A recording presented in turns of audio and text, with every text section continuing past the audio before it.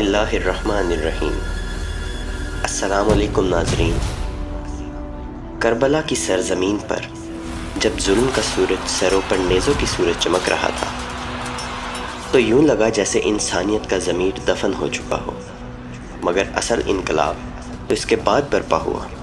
وہ باب جو کربلا کے بعد لکھا گیا، وہ کہانی جو صبر، جلال اور حق گوئی سے مزین۔ یہ وہ لمحے تھے جب اہل بیت کے قافلے کو رسیوں میں جکڑ کر یزید کے دربار کی طرف لے جایا جا رہا تھا۔ دربار شام میں وہ دل دہلا دینے والے مناظر پیش آئے جنہیں بیان کرتے ہوئے آج بھی آنکھیں اشکبار ہو جاتی ہیں۔ انہی لمحوں میں یزید کی بیوی کی نگاہ بی بی زینب سلام اللہ علیہا پر پڑی۔ پھر جو مکالمہ ہوا، اس نے ظلم کے ایوانوں کو ہلا کر رکھ دیا۔ زنجیروں میں جکڑی ایک پاک باز ہستی نے یزید جیسے ظالم کو دربار میں للکارا اور سچائی کی ایسی آواز بلند کی، حق کی ایسی آواز بلند کی جو صدیوں تک گونجتی رہی اور گونج رہی ہے۔ جب قافلہ اسیران کرب و بلا شام میں داخل ہوئے، فضا پر ایک عجیب سکوت سا چھایا ہوا تھا۔ محل کی ایک خادمہ ہانپتی کانپتی یزید کی بیوی کے پاس پہنچی اور کہا، محل کے در پر کچھ قیدی لائے گئے ہیں، مگر یہ عام قیدی نہیں ہیں۔ ان کے چہروں پر ایک ایسا نور ہے جو دلوں کو لرزا دیتا ہے۔ ان کی حالت دیکھ کر کلیجہ منہ کو آ رہا ہے۔ یہ سنتے ہی یزید کی بیوی ہندہ، جو پہلے سے ہی ایک انجانے سے بے چینی میں مبتلا تھی، فوراً کھڑی ہوئی، قیدی خواتین کو دیکھنے کے لیے کرسی منگوا کر اس پر بیٹھ گئی۔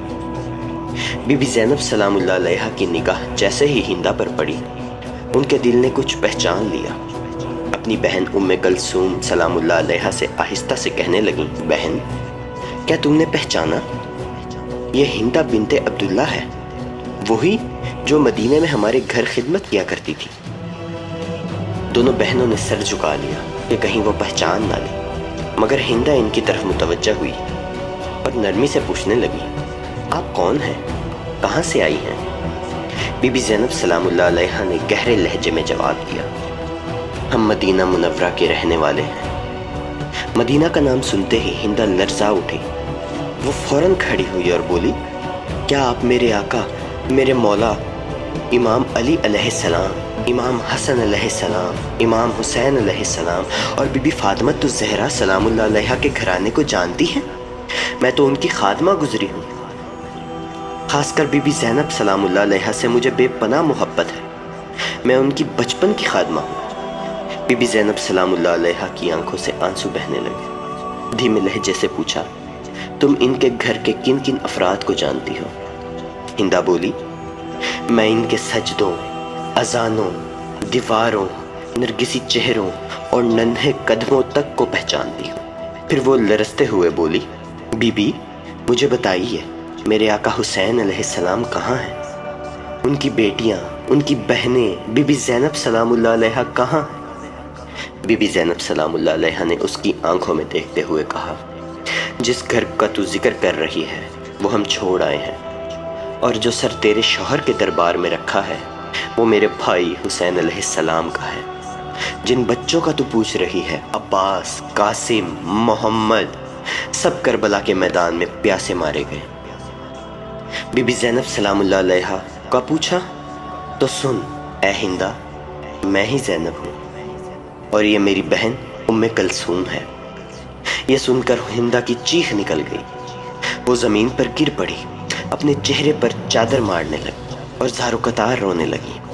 اس کا جسم کانپنے لگا۔ درد میں اس نے اپنے سر پر پتھر مارا، خون بہا اور بے ہوش ہو گئی۔ جب ہوش آیا تو بی بی زینب سلام اللہ علیہا نے نرمی سے کہا، اے ہندہ، جا، اپنے گھر چلی جا، ہم اپنے دکھ سہ لیں گے، مگر ہم نہیں چاہتے کہ ہماری وجہ سے تیرا گھر اجڑ جائے۔ ہندہ نے آنکھوں میں آنسو لیے جواب دیا، بی بی جس دن میرے حسین علیہ السلام پر ظلم ہوا، میری دنیا وہیں ختم ہو گئی۔ اب میں صرف رو کر زندہ رہوں گی۔ پھر ننگے پاؤں چادر سنبھالے ہندہ یزید کے دربار میں داخل ہوئی۔ یزید حیران رہ گیا اور ہندہ چیخی، کیا یہ تیرا حکم تھا کہ نواسۂ رسول صلی اللہ علیہ وآلہ وسلم کا سر نیزے پر بلند ہو؟ کیا تو نے بیٹیوں، بہنوں، معزز خواتینوں کو بازاروں میں ننگے سر گھمایا؟ کیا تجھے معلوم ہے تو نے کن ہستیوں کو قید کیا؟ یزید گھبرا گیا، نرمی سے فریب کی زبان میں بولا، یہ ابن زیاد نے جلد بازی کی، میں تو چاہتا تھا کہ معاملہ صلح سے حل ہو جائے، مگر ہندہ اب وہ خادمہ نہ رہی تھی، وہ جاگ چکی تھی، غیرت کی آواز بن چکی تھی۔ اس نے یزید کو دو ٹوک کہا، تو نے مجھے ننگے سر دیکھا، تیری غیرت جاگ گئی، مگر فاطمہ الزہرا سلام اللہ علیہا کی بیٹیوں کو ننگے سر مدینے سے کوفہ سے شام تک لے گیا، تب تیری غیرت نہیں جاگی؟ کہاں تھی تیری غیرت؟ تیرے دربار میں بے حجابیاں عام ہوئیں اور آج مجھے دیکھ کر تیرا سر جھک گیا؟ لعنت ہو تجھ پر یزید، لعنت ہو۔ پورا دربار سناٹے میں آ گیا۔ ہندہ کی فریاد صرف یزید تک محدود نہ رہی، بلکہ دربار کی دیگر خواتین بھی پھوٹ پھوٹ کر رونے لگیں۔ محل ماتم کندہ ہو گیا۔ ہائے مظلوم حسین، ہائے غریب حسین، ہائے بی بی زینب کی صدائیں گونجنے لگیں۔ ناظرین، یہ واقعہ کتابوں میں کم تفصیل سے ملتا ہے، لیکن منبر و محراب، مجالس اور خطبات میں اکثر بیان کیا جاتا ہے، تاکہ مظلومیت اہل بیت علیہ السلام اجاگر کی جا سکے اور ہمیں یاد دلایا جا سکے کہ حق و باطل کی لڑائی میں کون سرخرو ہوا۔ اگر آپ کو ایسے ہی ایمان افروز اور تاریخی اسلامی واقعات سننا اچھا لگتا ہے تو چینل کو ضرور سبسکرائب کر لیں اور بیل آئیکن کو بھی پریس کر دیں تاکہ ہر نئے آنے والی ویڈیو کا پیغام آپ تک سب سے پہلے پہنچ جائے۔ والسلام، سید محمد حسن عسکری۔